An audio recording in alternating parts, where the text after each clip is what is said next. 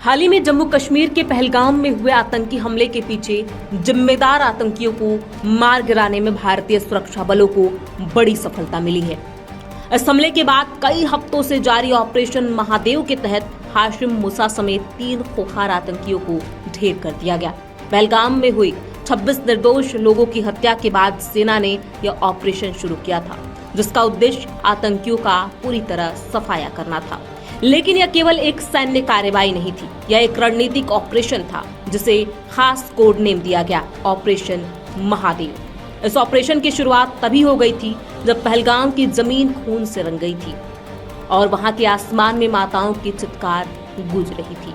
अब यह सवाल उठता है कि आखिर इस तरह के ऑपरेशन के नाम कैसे तय किए जाते हैं? क्या केवल याद रखने की सुविधा के लिए इन्हें नाम दिया जाता है या इसके पीछे कोई गहरी सोच और रणनीति छिपी होती है? आइए विस्तार से समझते हैं। नमस्कार, मैं हूं प्रियांशी और आप देख रहे हैं नव भारत लाइव।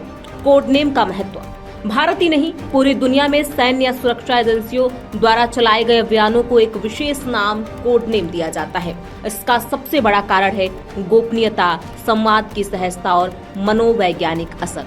जब सेना या सुरक्षा एजेंसी किसी मिशन को अंजाम देती है तो उस पर बात करने के लिए एक कोड नेम का उपयोग किया जाता है ताकि सूचना बाहर न जाए और आंतरिक संवाद में अस्पष्टता बनी रहे। उदाहरण के लिए, जब भारतीय सेना ने पाकिस्तान अधिकृत कश्मीर में आतंकियों के ठिकानों पर सर्जिकल स्ट्राइक की थी तो उसे ऑपरेशन सिंदूर नाम दिया गया था। यह नाम उन महिलाओं के उजड़े सिंदूर की याद दिलाता है जो आतंक की भेंट चढ़ गई।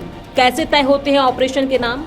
सैन्य ऑपरेशन का नाम कोई सामान्य प्रक्रिया नहीं होती। जब कोई बड़ा ऑपरेशन तय होता है तो उसमें देश के उच्चतम स्तर के अधिकारी शामिल होते हैं। इसमें प्रधानमंत्री, गृह मंत्री, रक्षा मंत्री, राष्ट्रीय सुरक्षा सलाहकार, एनएसए और सेना के शीर्ष अधिकारी शामिल होते हैं। यदि ऑपरेशन संवेदनशील और गोपनीय होता है तो उसमें बेहद सीमित लोगों को ही जानकारी दी जाती है और नामकरण की प्रक्रिया भी उन्हीं के बीच होती है।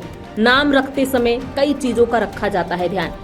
आपको बता दें, सैन्य ऑपरेशन का नाम रखते समय कई चीजों का ध्यान रखा जाता है, जैसे ऑपरेशन की थीम या उसका उद्देश्य। उदाहरण के लिए, अगर ऑपरेशन बदले की भावना से जुड़ा हो तो उसका नाम भी उसी भावना को दर्शाता है। स्थान, कभी कभी ऑपरेशन का नाम उस स्थान से जुड़ा होता है जहां उसे अंजाम दिया जा रहा है। मनोवैज्ञानिक असर, यह नाम दुश्मन को डराने और जनता में विश्वास जगाने के लिए रखा जाता है।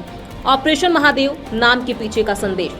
महादेव का नाम भारतीय संस्कृति में सर्वोच्च विनाशकारी शक्ति और न्याय का प्रतीक है। जब कोई बुराई हद से बढ़ जाती है तो उसका अंत शिव करते हैं। ऐसे में पहलगाम में हुए नरसंहार के बाद शुरू हुए ऑपरेशन का नाम महादेव रखा जाना केवल एक प्रतीक नहीं बल्कि एक संदेश था कि अब आतंक को जड़ से खत्म कर दिया जाएगा। यह नाम उन निर्दोषों की आत्मा को श्रद्धांजलि है जिनकी हत्या ने पूरे देश को झकझोर दिया। यह दुश्मन के लिए चेतावनी भी है कि भारत आतंक के खिलाफ अब हर स्तर पर निर्णायक कार्रवाई करने को तैयार है। नामों का मनोवैज्ञानिक प्रभाव। कोड नेम केवल आंतरिक संवाद का हिस्सा नहीं होते, ये मनोबल और धारणा निर्माण का भी बड़ा माध्यम होते हैं। जब सेना किसी मिशन को एक प्रभावशाली नाम देती है तो वह जवानों में ऊर्जा भरता है और उन्हें यह महसूस कराता है कि वे किसी बड़े उद्देश्य का हिस्सा हैं। वहीं आम जनता को भी ऑपरेशन के नाम के माध्यम से जुड़ाव का एहसास होता है। उदाहरण के लिए, operation Vijay, operation blue star, operation Balakot जैसे नाम आज भी लोगों की स्मृति में हैं। ये नाम केवल सैन्य कार्रवाई नहीं थे, ये राष्ट्र की सामूहिक चेतना का हिस्सा बन गए। दुनिया में ऑपरेशन नामकरण का इतिहास। ऑपरेशन को कोड नेम देने की परंपरा पहली बार प्रथम विश्व युद्ध के दौरान शुरू हुई थी। इसके बाद दूसरे विश्व युद्ध में यह बेहद आम हो गया। अमेरिका ने द्वितीय विश्व युद्ध में ऑपरेशन ओवरलॉर्ड चलाया था जो नॉर्मंडी लैंडिंग के लिए था। ब्रिटेन ने ऑपरेशन डायनामो और ऑपरेशन मार्केट गार्डन जैसे नाम अपनाए थे। भारत ने भी कारगिल युद्ध के समय ऑपरेशन विजय चलाया था जो आज भी वीरता और राष्ट्रभक्ति का प्रतीक बन चुका है। ऐसे में हमारी इस खास रिपोर्ट पर आपकी क्या राय है, हमें कमेंट बॉक्स में लिख के जरूर बताएं। बहुत बहुत शुक्रिया।